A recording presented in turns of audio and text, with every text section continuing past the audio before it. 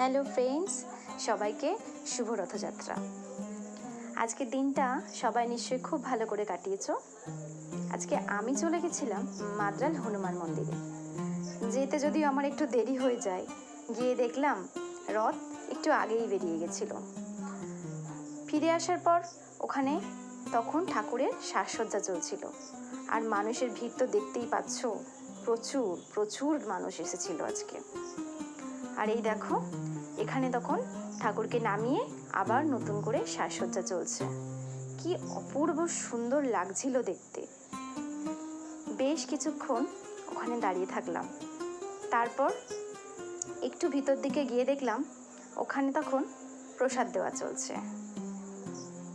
কিন্তু প্রসাদের যা লাইন, সেটা দেখে আর লাইনে দাঁড়ানোর সাহস আমি পেলাম না। বেশ খানিকক্ষণ এদিক ওদিক ঘোরাফেরা করলাম, তারপর চলে গেলাম একদম ভিতরে। এই যে দেখছো, বাবার কাছে। কি অপূর্ব সুন্দর লাগে এই জায়গাটা। Thank you.